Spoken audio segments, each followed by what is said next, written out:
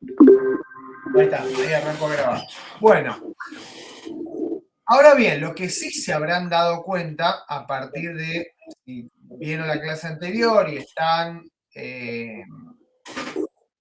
ahora escuchando los audios, es que el tema de los recursos nos remite nuevamente a casi todos los temas que estuvimos viendo. Nos remite a legitimación, nos remite a competencia en razón del grado, nos remite a notificaciones, nos remite a cómputo del plazo, nos remite a resoluciones judiciales, ¿está? Nos remite a, vamos a ver, poderes y deberes del juez. En la apelación nos va a remitir a la congruencia también. Así que fíjense cómo, por eso machacamos que si está bien clara la primera parte, esta parte se les allana mucho el camino. Vamos con los recursos en particular. Si una resolución, bueno, ya lo tienen los audios, así que vamos a hacerlo de siempre aquí. Si una resolución adolece de algún, digamos, una resolución no es clara, ¿no? El juez dice, teniendo en cuenta que la parte ha quedado notificada en tal fecha, el 1 de octubre. Ha quedado notificado en el 1 de octubre. O vamos a poner el 6 de octubre. Teniendo en cuenta que quedó notificado el 6 de octubre y que se trata de un trámite ordinario, téngasele por no contestado la demanda toda vez que le venció el plazo. Y uno dice, pero escúcheme, esto no es claro. Si yo me notifiqué el 6 de octubre y es un trámite ordinario, estoy en plazo. No sé, no hice las cuotas, pero creo que dan. Estoy en plazo. Y el juez me está diciendo que justamente con estos mismos elementos, la resolución, si se dan cuenta, no es clara. ¿Es así o no es así? Miren que puedo ser tramposo cuando hablo.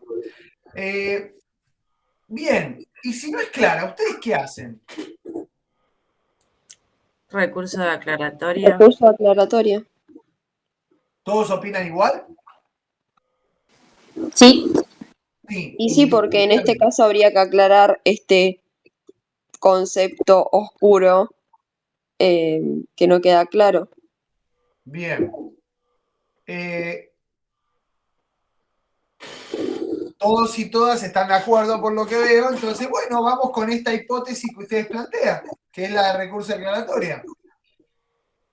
¿Qué tienen que hacer con el recurso de aclaratoria? La resolución se dictó, ya les digo cuándo, se dictó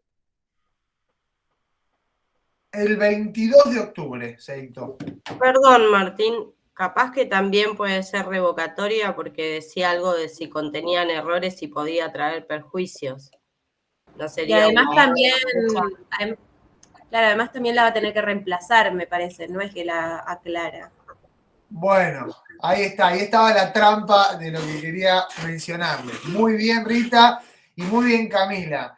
Esto es un proceso, ustedes están adentro de un proceso judicial y tienen que tomar una decisión. La mitad me dijo aclaratoria, vamos para adelante con la aclaratoria, probablemente tengan algún tipo de demanda de mala praxis, y los demás que dicen revocatoria quizá tengan mejor suerte ante el Tribunal de Disciplina del Colegio de Abogados. ¿Por qué?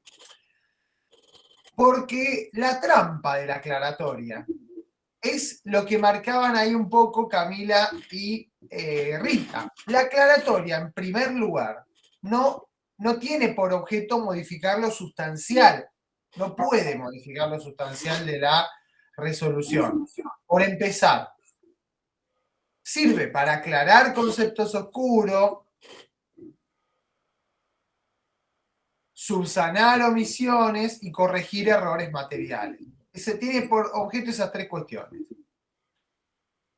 Pero además, la aclaratoria no suspende el plazo para interponer los otros recursos. Y acá volvemos al principio de la preclusión. Si yo no recurro, no cuestiono la resolución, ¿qué ocurre con esa resolución? Por ejemplo, la que yo les dije que les tiene por no contestada la demanda. ¿Qué pasa? Sigue corriendo y puede precluir. Claro, yo no la cuestiono, me vencen los plazos para interponer los recursos correspondientes, ahora los vamos a ir viendo. Por lo tanto, ¿qué ocurre? Ya precluye la posibilidad de recurrir y por lo tanto queda firme la resolución que me tiene por no contestada la demanda. Por eso les hice la trampa, porque la aclaratoria podemos llamarlo recurso, podemos no llamarlo recurso, pero lo que tenemos que saber es en qué consiste y cuáles son sus límites. ¿Está? La aclaratoria tiene como limitación no alterar lo sustancial de la decisión y no suspende el plazo para interponer los otros recursos. Tiene ese triple objeto: corregir errores materiales, subsanar omisiones o aclarar conceptos oscuros. Ahora bien, vamos a suponer que ustedes interponen los dos recursos, porque lo pueden hacer en simultáneo, no en subsidio, porque no existe. En subsidio solo es la apelación respecto de la revocatoria, y esto también se lo tienen que grabar. Entonces, vamos a suponer que ustedes interponen la aclaratoria. La resolución se dicta el 22 de octubre.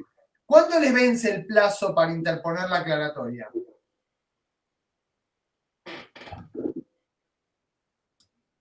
Es de 3 días el plazo de la aclaratoria. Exactamente, en primera instancia de 3 días, muy bien. En cámara es de 5. ¿Y cuándo vence? Se puede hacer El 25. hasta las 2 primeras horas del jueves. ¿Cómo, Facundo? Hasta las 2 primeras horas del jueves. ¿Por qué el jueves? Porque hoy es lunes el día 1, martes el día 2, miércoles el 3 y hasta las 2 primeras horas del jueves. ¿Y por qué sería hoy el día 1 si la resolución se dictó el viernes 22? Es viernes. ¿Y por qué no se Y se cuenta el notificó el sábado? 20. ¿Cómo, Agustina? ¿No se contaría el sábado y el domingo? El sábado y domingo no se cuenta, en eso estamos de acuerdo, pero lo que tienen que tener cuidado es que la fecha en la cual se notifica es al día de nota siguiente. O Por lo sea, cual sería el martes. martes, exactamente. Queda notificado el martes, recuerden esto, la notificación por nota, queda notificado el martes y por lo tanto ahora sí contamos los 3 días. Miércoles, jueves, viernes, le vence el viernes y las 2 primeras del el lunes, creo que es 1 de noviembre. Bien, hasta ahí tenemos el plazo de la aclaratoria, que son 3 días en primera instancia y 5 en cámara. Estamos en primera instancia. Muy bien. ¿Qué tienen que hacer al interponerlo? Aparte. Fundarlo. Claro, en el mismo escrito. ¿Está? Esto de interponer y fundar, en rigor, es la regla de todos los recursos. El único que no se interpone y se funda en el mismo escrito es la apelación. ¿Está? También para que lo tengan, vayan adquiriendo reglas. ¿Está?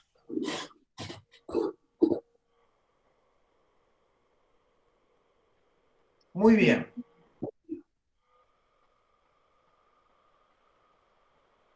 Y si yo igual por las dudas quiero curarme en salud y interponer revocatoria y apelar, ¿qué hago? ¿La interpongo en subsidio? ¿La apelación o la revocatoria en subsidio? ¿Después de aclaratoria con revocatoria y apelación en subsidio?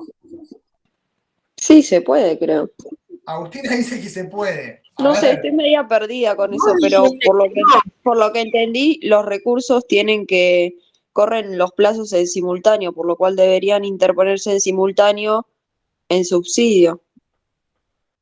Pero no me acuerdo cuál era el subsidio de cuál. Perdón, Rita.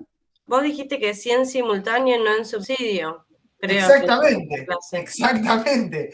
Les dije, la regla es que el único recurso que puede interponerse en subsidio es el de apelación respecto de la revocatoria. Ninguno más. Es decir, solo se admite la apelación en subsidio de la revocatoria, que sería lo que llamamos recurso de revocatoria con apelación en subsidio. Ese es el único recurso subsidiario. Todos los demás recursos, los tengo que interponer. Nada de subsidio. Ahí está la diferencia, Agustina, ¿entendés?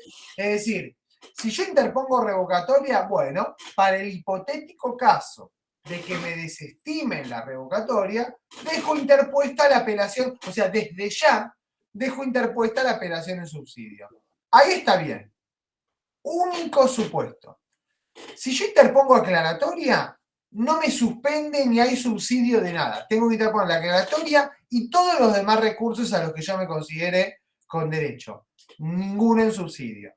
Si yo quiero interponer una apelación, de la apelación no hay nada en subsidio.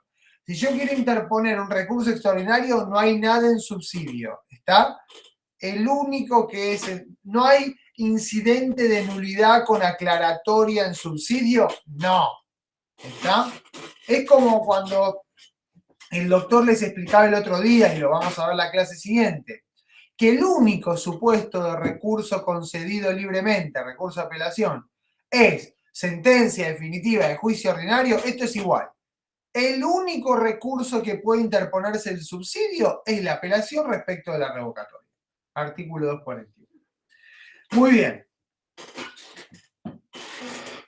Estamos en la aclaratoria, que yo le interpongo y la fundo, es decir, explico los motivos por los cuales esa resolución debe ser aclarada en el mismo acto. ¿Y qué hay que hacer con esa aclaratoria? ¿Hay que correr traslado a la otra parte? No, Hay que no No, ¿Cómo, Santiago? que no se sustancia. No se sustancia. ¿Cuál es la premisa? Como no se puede modificar lo sustancial de la decisión, no hay agravio que pudiera tener la otra parte de que el juez la resuelva sin sustanciación. Por lo tanto, la aclaratoria no se sustancia, se resuelve directamente. Y la pregunta es, ¿quién lo resuelve? el mismo tribunal o juez. Exactamente, exactamente. El mismo juez que dictó la resolución. Ahí tenemos la aclaratoria. Pero en el ejemplo que yo les di, lo que estaba clarísimo era que si el juez no me aclaraba, en comillas, no me aclaraba la resolución, en verdad, como marcó Riti, como marcó Camila, el juez tenía que modificar la resolución. Es decir, la resolución contenía un error. No era solo que era poco clara. ¿Sí? ¿Es confusa? Sí, pero contiene un error. Si la resolución contiene un error que me puede generar un agravio, entonces yo tengo que recurrir. Y ahí está la vía de la revocatoria. ¿Y por qué la revocatoria en este caso? ¿Por qué es admisible la revocatoria?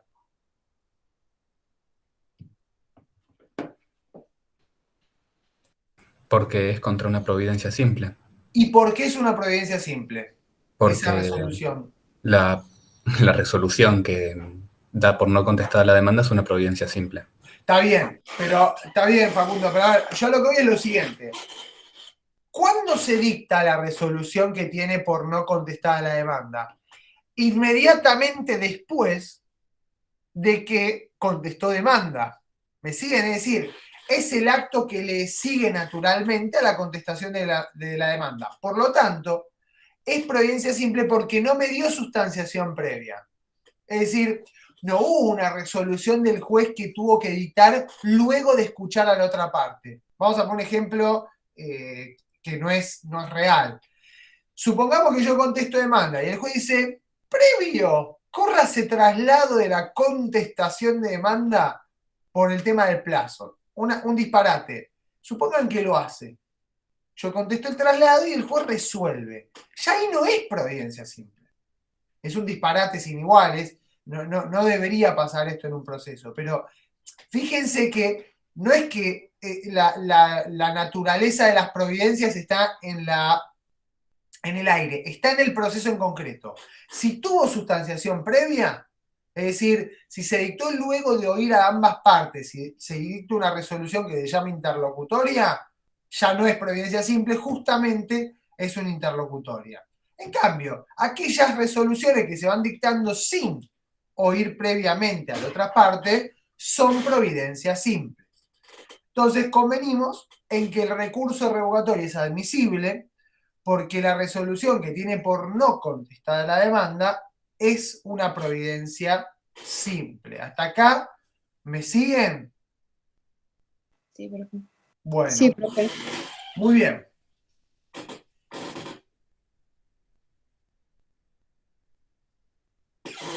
¿En qué plazo? Vamos a suponer, se dictó la resolución el jueves 21.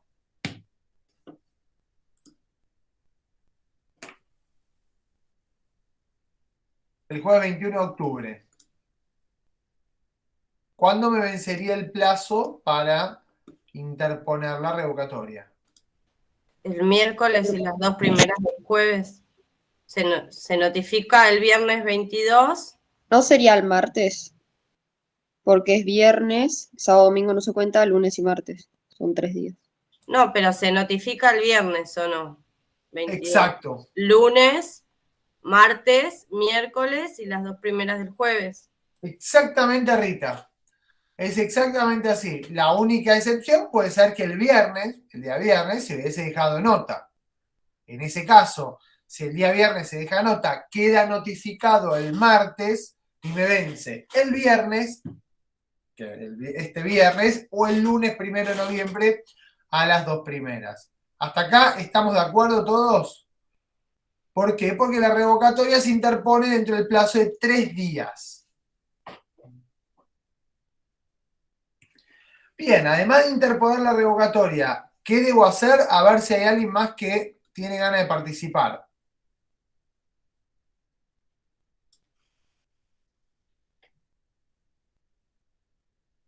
¿Qué debo hacer? Aparte de interponer la revocatoria. Fundarla. Fundarla, porque se funda en el mismo acto. Bien, Gaspar y Milagros. Se funda.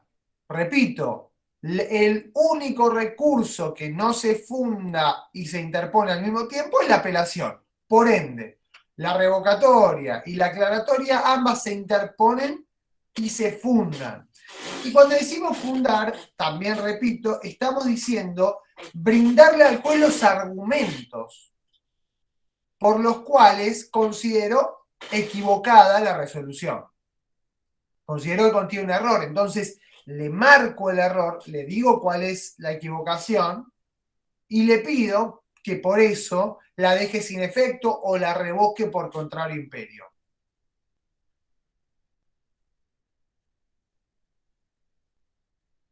¿Ante quién se interpone la revocatoria? Mismo juez o tribunal que la dictó. Muy bien.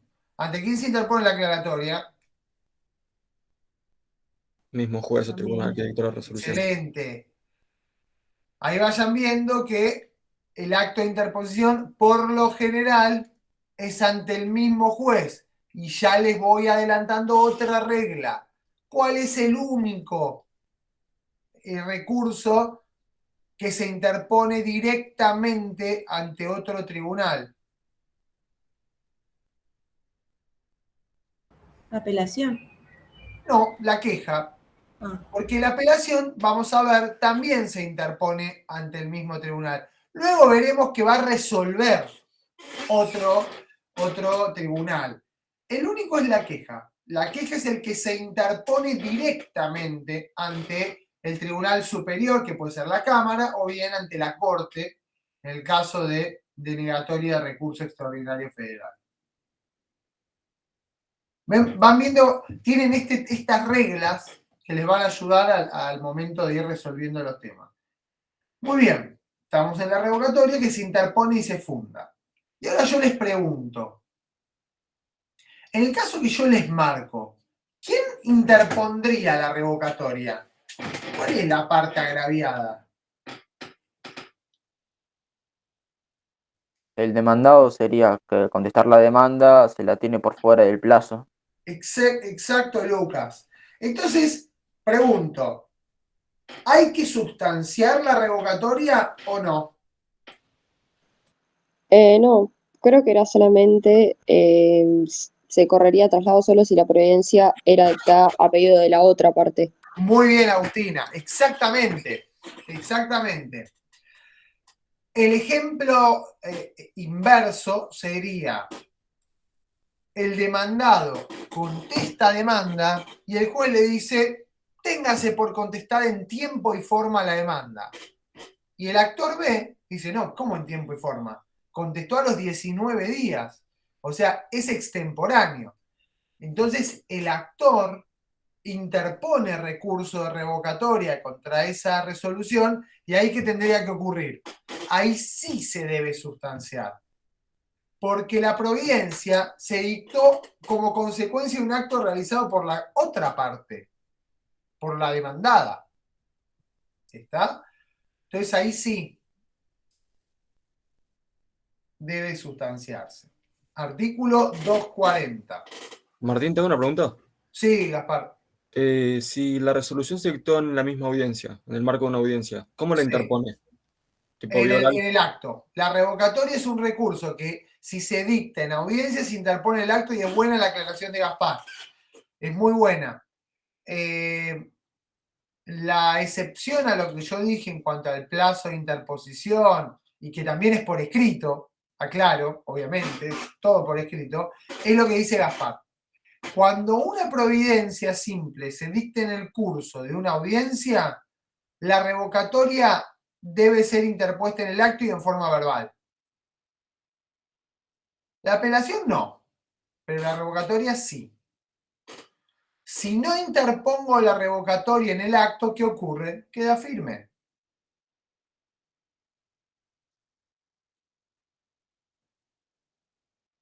Pero, profe, entonces no contaría el plazo, los plazos en la audiencia. No. Para Perfecto. la revocatoria no. Para la revocatoria el código exige que en el transcurso de una audiencia, si hay una providencia que genera contiene un error, se interpone en el acto. En el acto y verbalmente. Es la excepción al tema del plazo y aquí es por escrito. Pero es el único supuesto y aclaro, no es muy frecuente. Bueno. Pregunta. Ya dijimos que en este caso no se sustancia. ¿Quién lo resuelve? ¿Quién resuelve la revocatoria? El mismo juez o tribunal que dictó. Exacto, y esto que dice Agustina está en la naturaleza de la revocatoria. ¿Está? Por eso incluso algunos autores lo llaman remedio, autores como Falcón, llaman remedio porque intenta subsanar errores en la misma instancia. Es decir, es un recurso de instancia única, transita todo en una instancia y procura que el mismo juez que dictó la resolución la revoque o la reexamine o la modifique. ¿Está? Por eso se interpone ante el juez que dictó la resolución y lo resuelve el mismo juez que dictó la resolución.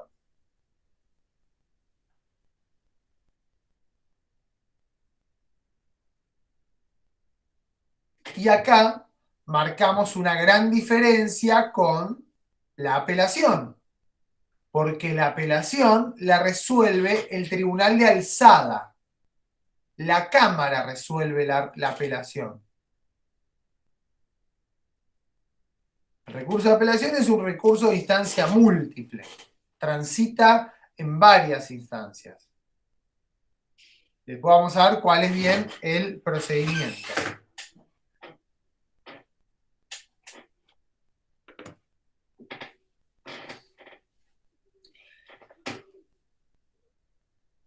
Igual algo ya estuvo contando el doctor Germanovich.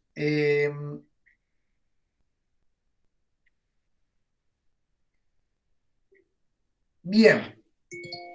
Ahora yo les pregunto. Yo interpuse la revocatoria contra la resolución que me tiene por no contestada la demanda. ¿Está? Muy bien. Le digo al juez, mire, juez, pasa esto, esto y esto. Yo me notifiqué tal día, usted se olvidó de contar 2 días inhábiles, por lo tanto, mi contestación es clarísimo que está en plazo. Usted está equivocado. ¿Sabe lo que dice el juez? Dice, ¿sabe qué? Yo no estoy equivocado. Rechazo, dicto una resolución, rechazo la revocatoria interpuesta por el recurrente.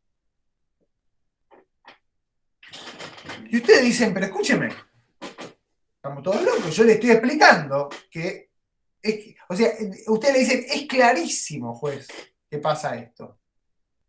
Juez le dice, yo ya la resolví. Entonces les pregunto, ¿qué pasa? Tendría que haber presentado la apelación en subsidio. Ahí está, Milagros, creo que ibas a decir eso, ¿no? Sí, que queda firme, sea por sí o por no, sé si me beneficia o no, salvo que haya puesto justamente la interpretación. Exactamente, ahí Milagros lo completó bien. Eso en verdad queda firme, lo que dice el código, el código usa la palabra ejecutoria, el 241.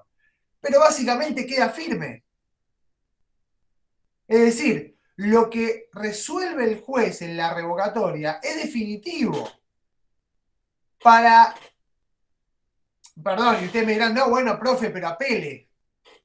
No, porque ahí está lo que dicen Agustín y Milagros. Si yo quería, miren lo que es un trabajo de adivinación. Si yo quería que ante el caso en que el juez me lo rechace, lo reexamine otro tribunal, debía haber interpuesto la revocatoria con apelación en subsidio. Esa es la única manera. En uso del principio de eventualidad. ¿Recuerdan el principio de eventualidad o de concentración? La mayoría de los actos en un solo evento. Tratar de concentrar los actos. Bueno, en este caso el código dice, mire, ante esta resolución que usted tiene, que le dice que está por no contestada la demanda, usted puede interponer la revocatoria y también puede interponer la apelación. ¿Está? Si usted quiere los dos recursos, usted hay que interponer la revocatoria y la apelación en subsidio. Una vez, si usted interpuso solo la revocatoria, una vez dictada la resolución, ya usted no puede interponer otro recurso. Eventualmente el que puede interponer es la otra parte. ¿Está? Y ahí sí ténganlo en cuenta. Por ejemplo, yo interpongo la revocatoria, el juez resuelve y dice, tiene razón el recurrente, téngase por contestada en tiempo y forma la demanda. El actor agarra y dice, no, momento, se equivocó, juez, estaba bien la resolución anterior. Ahí sí el actor puede interponer el recurso de apelación directo. Artículo 241. Inciso, creo que es el segundo. Profe, ¿puede explicar eso porque no lo entendí? A ver, la propia parte que recurre, si quiere la apelación, la tiene que interponer en subsidio. La propia parte que recurre. En cambio, la parte contraria a la que recurre, obviamente, si el juez revoca la resolución, puede interponer la apelación directa. ¿Por qué? Porque en verdad esa parte no tuvo la posibilidad de recurrir antes, porque tenía una resolución que lo favorecía. ¿Entendés? Entonces, en el ejemplo que estamos dando sería, el juez tiene por no contestada la demanda. El demandado interpone revocatoria diciendo al juez, está contestada en plazo. El juez resuelve y dice, tiene razón, revoco mi decisión anterior y le tengo por contestada en tiempo y forma la demanda. ¿Qué ocurre con el actor? Al actor, a partir de ese momento, le nace la posibilidad de decir, yo no estoy de acuerdo con esa resolución. Entonces, el recurso que tiene el actor es la apelación. ¿Está? La apelación directa. ¿Contra qué resolución? Y contra la resolución que resolvió hacer lugar a la revocatoria.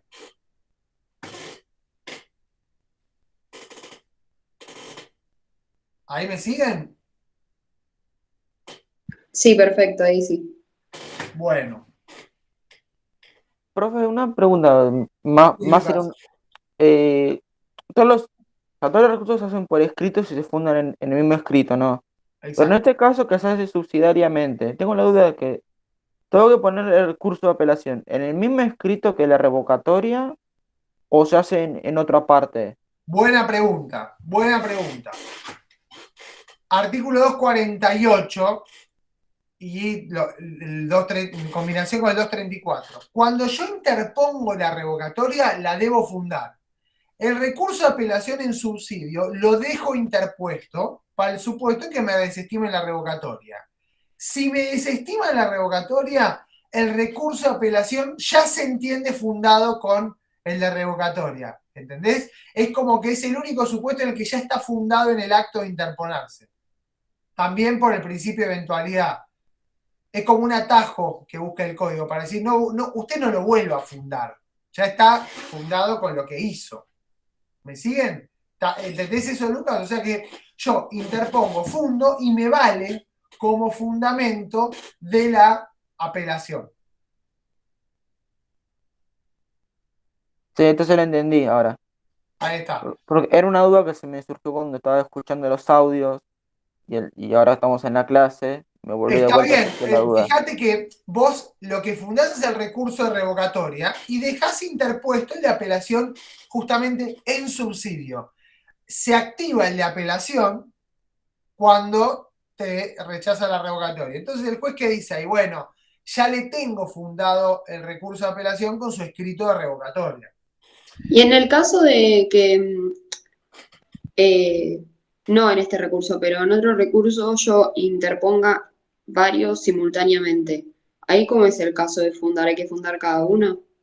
Bueno, en primer lugar, hay pocas posibilidades de que eso ocurra, salvo en el caso de la aclaratoria y de la revocatoria y en el caso de el recurso extraordinario y una inaplicabilidad de ley. Son los únicos dos casos que yo conozco que podrían estar chocando los recursos. También puede ser una revocatoria in extremis en la Cámara, pero en general, Agustina, cada recurso debe cumplir con su trámite. Es decir, cada recurso tiene su forma de tramitar. Entonces, aclaratoria, tengo que cumplir con los requisitos de la aclaratoria. Revocatoria con lo de revocatoria. Apelación con lo de apelación. ¿Entendés? Entonces, cumplir con cada uno. No es que uno me salva de otro. Son recursos y carriles diferentes. Y una pregunta, Martín. Si vos Sí. interpones los dos, la revocatoria y la apelación en subsidio, se estima la revocatoria, ¿el plazo comienza a correr? ¿Cómo es el tema de los plazos en la... Ahí está bien la pregunta. En verdad, se combina con la pregunta de Lucas. Vos ya tenés fundado el recurso de apelación. Entonces ya no lo tenés que fundar. No te corre ningún plazo. Lo que puede ocurrir es que el juez, no lo que puede ocurrir. Lo que debe ocurrir es que el juez corra traslado de los fundamentos de la apelación. ¿Está? Como ya lo tiene por fundado, corre traslado de los fundamentos de apelación. Entonces ahí el plazo le corre a la otra parte. ¿Para qué? Para contestarlo. Pero acá se las quiero complicar un poquito más. Eso en el caso de que el recurso de revocatoria no se hubiese sustanciado antes. Porque en verdad, supongamos que el recurso de revocatoria es de aquellos que se sustancian. Vamos a poner el ejemplo. El juez dicta una resolución que tiene por contestada la demanda. El actor agarra y dice, no, la contestación de demanda es extemporánea. Recurso de revocatoria interpone el actor. Ahí el juez, ¿qué tiene que hacer? Sustanciar. Y el actor interpuso recurso de revocatoria y apelación en subsidio. El juez sustancia la revocatoria y resuelve la revocatoria. ¿Qué resuelve el juez? rechazo la revocatoria. Rechazo la revocatoria. Y concedo el recurso de apelación. Ahora bien, ya el recurso de revocatoria fundado se había sustanciado. Por lo tanto, ¿qué hace el juez en ese caso? Tiene por fundado y por contestado el recurso de apelación. ¿Está? Con los fundamentos de la revocatoria y con la contestación del traslado de la revocatoria. ¿Quedó claro eso? Yo sé que esto ya se pone complicado, pero igual tienen cuadros ahí. Antonio había preparado un cuadro muy piola.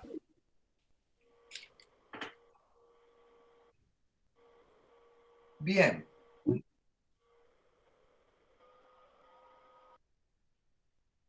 Una vez que el juez entonces concede el recurso de apelación en subsidio, lo sustancia si es que no lo sustanció antes. Y a partir de ahí, ¿qué tiene que hacer el juez? Elevar el expediente a la Cámara para el tratamiento ya del recurso de apelación.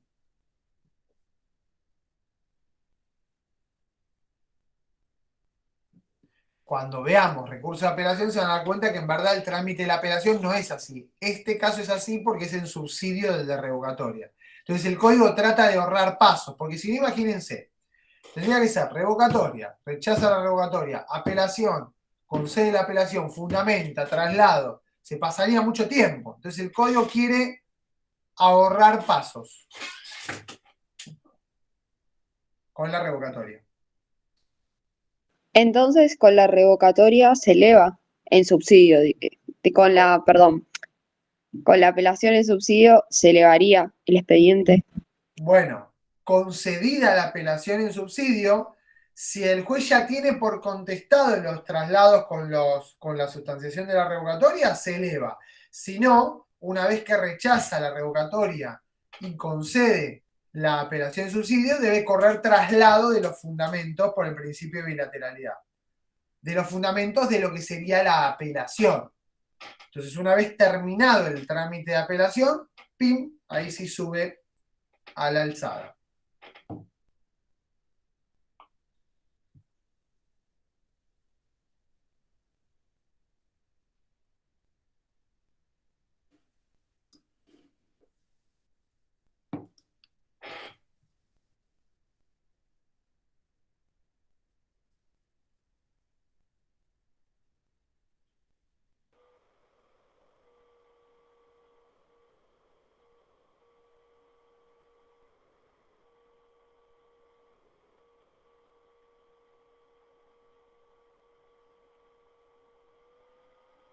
Estás congelado, Martín.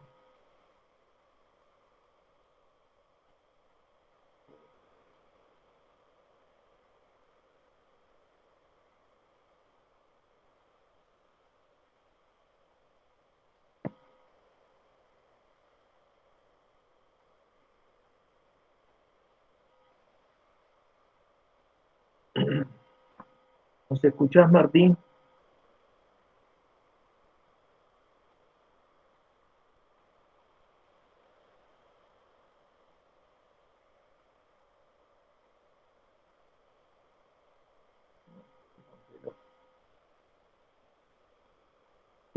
Traten de ver bien los distintos diagramas que les preparamos, porque jugando con los diagramas pueden ir viendo las distintas hipótesis que les planteaba recién el doctor.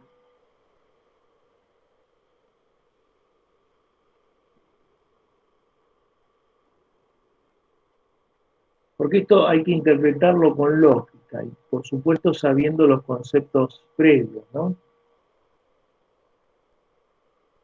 Especialmente bien el tema de las notificaciones, cuándo queda notificado, para saber bien cómo se interpone el recurso. El de revocatoria tiene esta, si se quiere, entre comillas, complejidad. Pero si ustedes miran en los diagramas, lo van a sacar rápidamente, con todos los conceptos que le ha dado acá recién el doctor.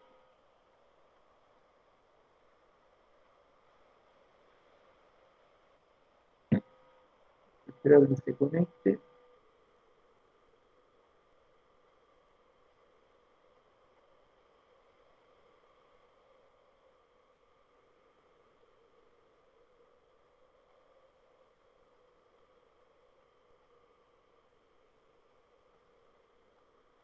Entendieron los casos que creo que fue claro, ¿no? Pero bueno, uno piensa que es claro. No sé ustedes si han entendido los casos que le ha dado el doctor. Bueno, perdón, me fui, desaparecí.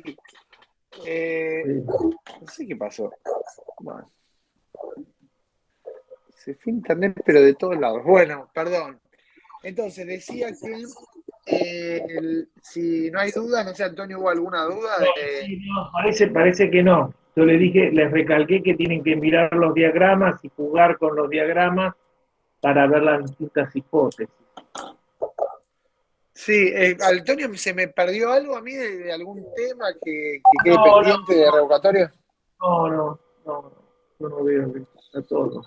Bueno, a ver, un breve repaso así para que ustedes sepan por qué no, y además porque tenemos un poco de tiempo. Hay un recurso que no está legislado expresamente en el código, que es el recurso de revocatoria denominado in extremis. Se llama recurso de revocatoria in extremis. Así lo llama la doctrina mayoritaria. Principalmente el doctor Peirano, que fue quien más desarrollos hizo sobre este tema, y después más que nada por la denominación, porque es un recurso que, ¿qué quiere decir la Profesor, revocatoria? está haciendo eco con el micrófono de Antonio, no se escucha. Ah, puede ser. Perdón, Antonio, igual vos querías decir algo, yo me callo, ¿eh? No, lo cierro. Bueno, pero avísame. Entonces, el recurso de revocatoria llamado in extremis es un recurso de revocatoria que tiene por objeto justamente que el mismo tribunal que dictó una resolución la revoque por contrario imperio cuando no se trata de alguno de los supuestos en que procede el recurso de revocatoria. Por eso in extremis, es decir, no hay un recurso de revocatoria porque, por ejemplo, el recurso de revocatoria procede contra providencia simple. Entonces, supongamos que el juez dictó una sentencia interlocutoria. No procede la revocatoria. Ahí es donde procedería la in extremis. Lo mismo con una sentencia de Cámara. Si la Cámara dicta una sentencia, el único recurso posible es el del extraordinario federal, salvo para las providencias simples que dicta el presidente. En ese solo caso procede la revocatoria. Si no, es el recurso extraordinario. En cambio, ante una sentencia de Cámara, quizá podría intentarse este recurso de revocatoria in extremis. Lo mismo ante un fallo de la Corte. ¿Está? Y acá me quiero detener porque es en la Corte donde nace este recurso de revocatoria in extremis. ¿Por qué? Porque la Corte tiene un consolidadísimo criterio que dice que sus decisiones no son objeto de recurso. Es decir, lo que resuelve la Corte tiene carácter definitivo. Eventualmente lo que se llaman los recursos, entre comillas, ante por ejemplo, la Corte Interamericana de Derechos Humanos, no es propiamente un recurso, es una vía, una acción.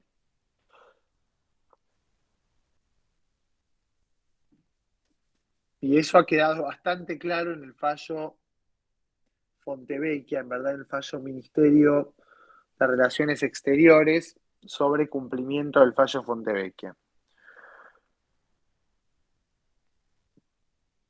donde se dio ahí un intercambio entre la Corte Suprema y la Interamericana. En concreto, en la Corte se dictó un fallo que contenía un error. Entonces, era sabido que ante la Corte no procedía ningún recurso. Pero bueno, se interpuso una revocatoria y la Corte, ¿qué dijo? Bueno, ante un yerro evidente, material, patente, podría llegar a proceder un recurso ante esta sede. Ese fue el germen, el nacimiento del recurso revocatorio in extremis. Es decir, no es un recurso que procede ante cualquier situación, sino ante errores groseros. Es decir, errores que dejen a la parte en total estado de indefensión, y generalmente son errores que permitirían anular la decisión. ¿Está? Y procede ante supuestos en los cuales o bien no hay recursos disponibles, o bien los recursos que están disponibles son excesivamente onerosos o, digamos, tienen un trámite muy largo. Entonces se podría generar una violación al derecho de defensa y juicio de la parte. Solo en esos puntuales supuestos procede la revocatoria in extremis. ¿Está? Se los cuento, no porque es totalmente excepcional, por lo general no es un recurso que los tribunales hagan lugar, no hacen lugar este recurso. Cuando uno interpone una revocatoria in extremis ante la Cámara, dicen, mire, ante mi resolución solo va el extraordinario, así que váyase para otro lado. Si uno interpone un recurso in extremis ante la Corte dice, ante mis resoluciones no son objeto de recurso, váyase para otro lado. Si uno interpone una revocatoria in extremis ante un juez de primera instancia contra una interlocutoria, el juez que dice, no, contra la interlocutoria solo procede la apelación, ¿está? Pero no quiero dejar de mencionarles que es una vía que Peirano incluso llama heroica, excepcional, para cuando se puede llegar a consolidar una injusticia patente, una injusticia notoria. ¿Está? Profesor, Esperame, Agustín, un segundito. No es la revocatoria in extremis una vía para que la Cámara reexamine lo resuelto.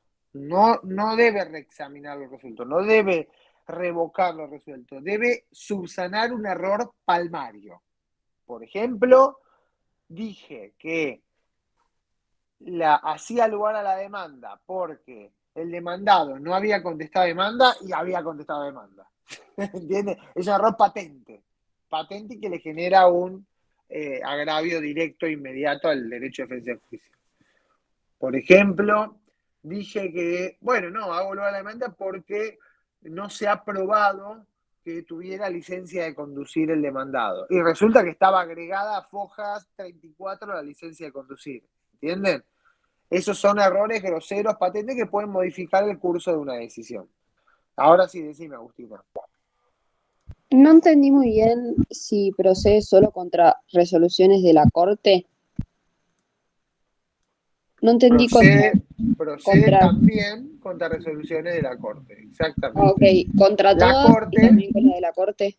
Exacto, la Corte nunca lo ha llamado in extremis, jamás. La Corte no ha llamado nunca recurso de revocatoria in extremis, simplemente lo resuelve. A mí les cuento una anécdota, a mí me ha ocurrido, a ver si puedo volver, porque me parece que ya me volví a internet. Es muy incómodo. ¿Sí? Igual lo vemos y lo escuchamos. No, bueno, está bien, pero yo quiero estar más cómodo. Si no te molesta, Agustina. Te agradezco. No, es que pensaba que usted pensaba que no lo veíamos, pero sí lo vemos. Ahí estoy.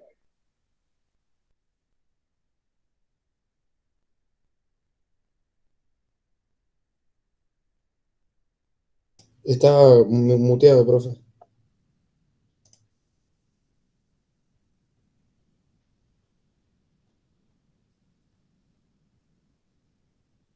Estás muteado. El micrófono cerrado. Sí, no, pero está volviendo. Yo estaba haciendo chistes y ustedes se estaban riendo de mí. Bueno, le decía que ahora estoy más cómodo, aunque Agustina quería que yo esté con el teléfono celular. No era eso. Entonces, interpongo recurso extraordinario, fantástico, ante la Cámara, ¿no? Fantástico. Traslado a la otra parte. Lo contesta.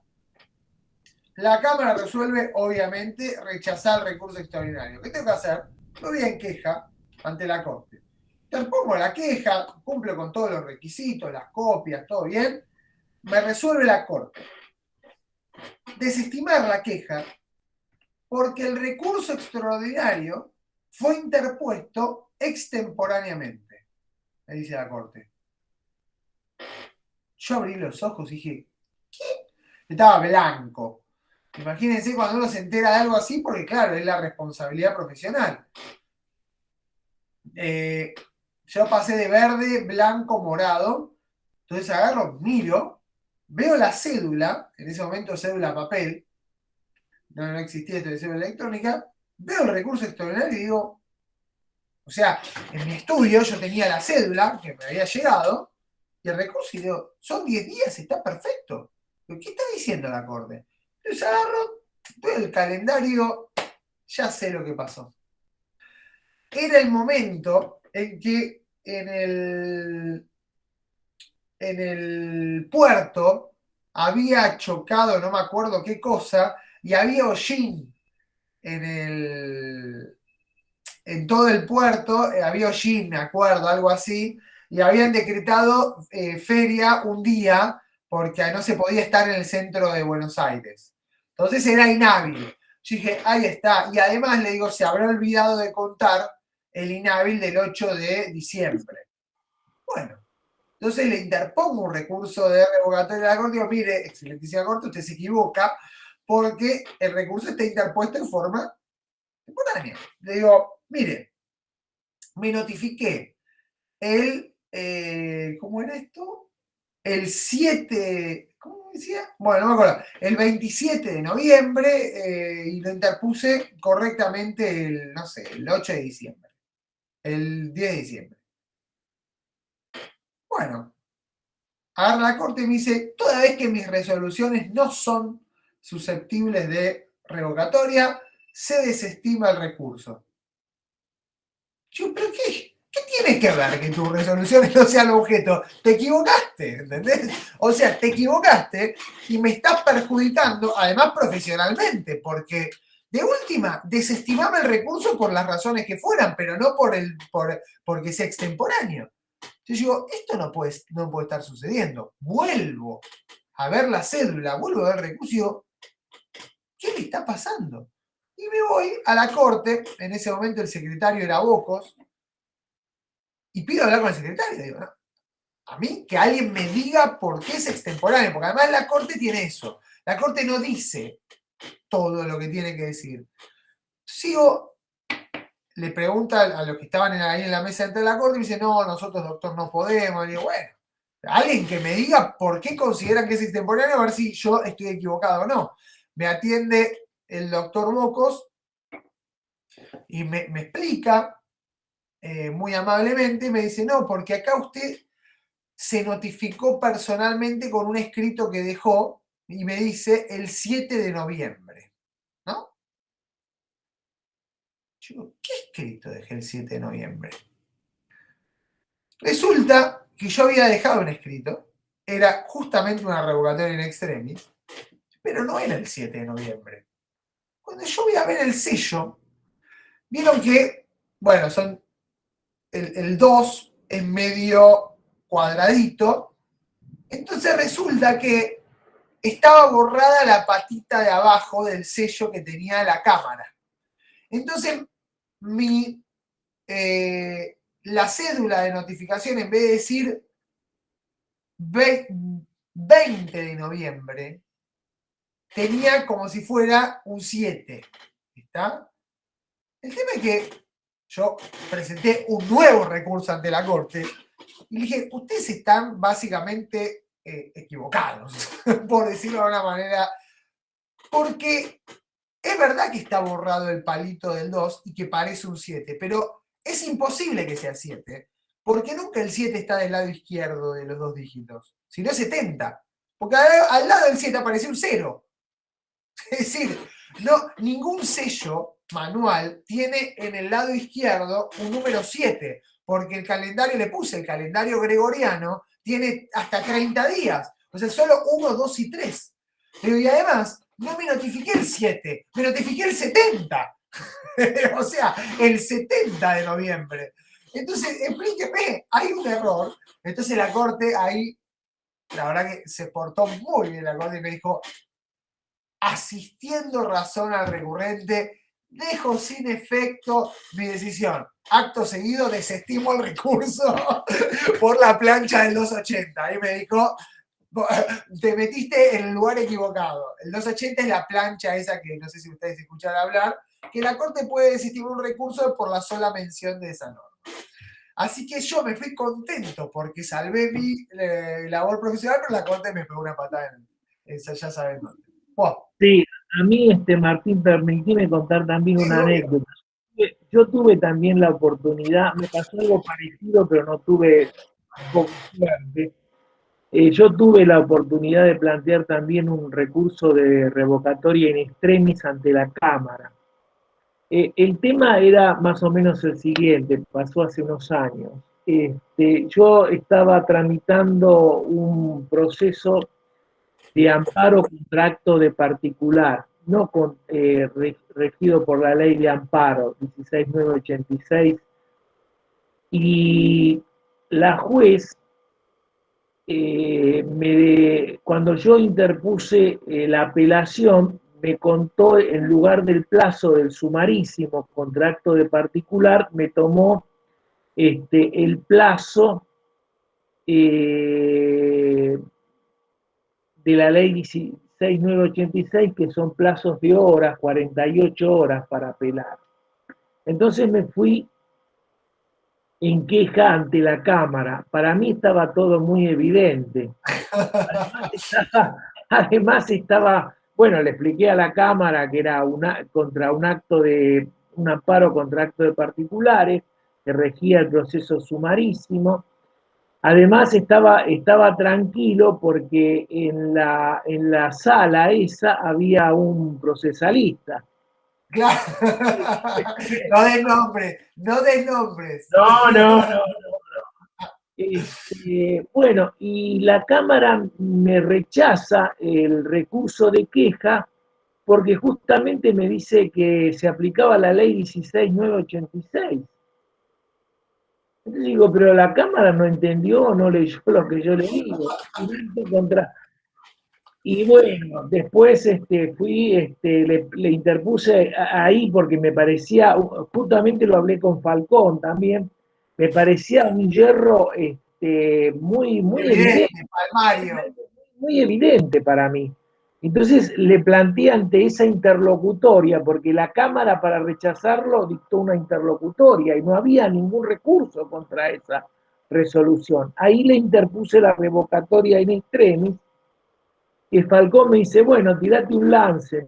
Venía mal por otro lado, me dice, pero bueno, fíjate a ver si con la revocatoria in extremis puede andar.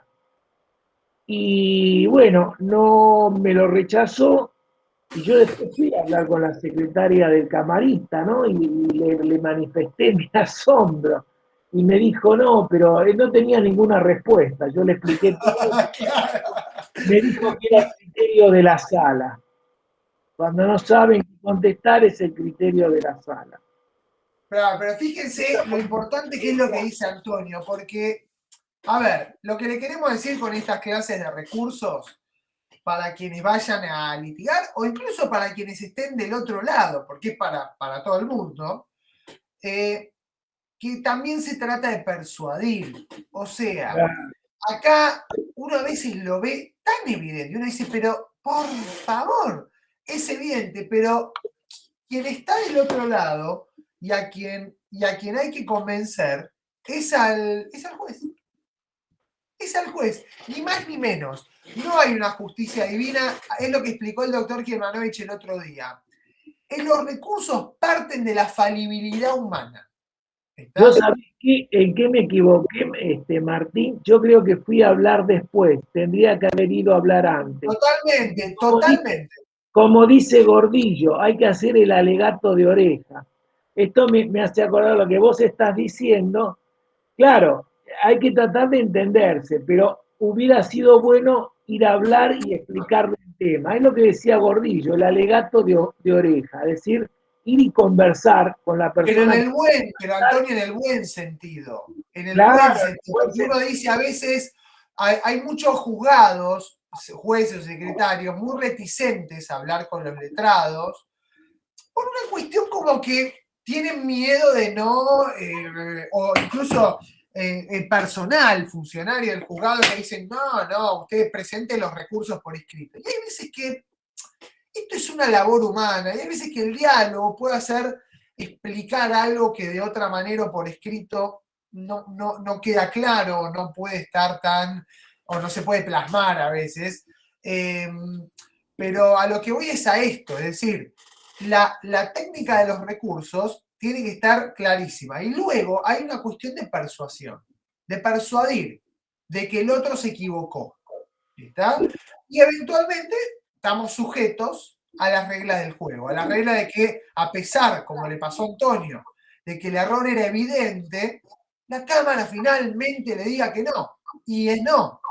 ¿Está? Y uno tendrá que seguir, tomarse un mate, un café y tratar de tragar saliva y seguir de largo. Pero esto que le contamos es la parte práctica, es decir, es lo que sucede en materia de recursos. Martín, me pasaba lo mismo que a vos, porque yo decía, por la responsabilidad profesional, después el juicio igual lo gané, esta era una incidencia por una excepción, pero bueno, me angustiaba porque se me había pasado el plazo, me podían acusar de mala praxis y además atacaba mi orgullo. Digo, pero si yo enseño la materia hace tanto tiempo, ahora me voy a equivocar en esto. No puede ser. De todos modos, yo, digamos, el camarista, yo estoy seguro que no lo leyó. Firmó el no lo leyó. Porque si era muy burdo, no lo leyó. Yo se lo dije a la secretaria, no lo leyó. Directamente. Fue como de rutina, y esto también es importante, porque a veces uno se lo toma personal, y hay veces que son cuestiones burocráticas, son errores de la propia dinámica que tienen los juzgados, del trabajo, hoy en día incluso del trabajo remoto. Entonces, hay funcionarios y magistrados más y menos puntillosos. Y hay algunos que téngase por no contestar a la demanda o téngase por contestar a la demanda. Y uno dice, ¿pero qué? ¿Cómo va a decir esto? Y quizá pasó, ¿entienden? Para eso están los recursos. Y también, del lado de los tribunales, entender que se pueden equivocar y que el abogado y las partes tienen todo el derecho del mundo de plantear los recursos. Habrá algunos abogados más vehementes que otros, pero no, a veces que se va a toda una cuestión personal. Y uno cumple un rol. Es decir, hay un rol, no hay que ofenderse tanto, no hay que ser tan susceptible y saber admitir cuando hay un error. Para eso están los recursos, ¿está? Bueno, dicho esto, y si no hay dudas, nos vemos ¿qué día es hoy? El lunes. Nos vemos el jueves, ¿está? Vean los cuadros y todo del blog. Adiós. Profesor, Ya, profe, gracias. Algo rápido? Sí, Agustina, sí. Con respecto al recurso de apelación, no, de aclaratoria. Creo que el profesor director de la cátedra lo había explicado, puede ser, en la clase pasada. Por arriba. No me acuerdo si fue de aclaración. Claro, no me acordaba, bueno, me confundo los nombres de los dos. El de apelación. No, pero Agustina, perdón, no hay confusiones en esto. Aclaratoria es aclaratoria y apelación es apelación. Te lo digo, no por una cuestión porque justamente es importante que distingas un recurso de otro, son totalmente diferentes. ¿Ya? Ten en cuenta eso. No, pero no me acordaba bien a ver cuál era el que había dado el apelación, director de la principalmente apelación. Perfecto. Y lo vamos el jueves que viene, creo que estaba para que lo veamos, lo vamos a ver igual, ¿no? Exactamente. Perfecto, era eso. Bueno, adiós. Chao, gracias. Chao, gracias.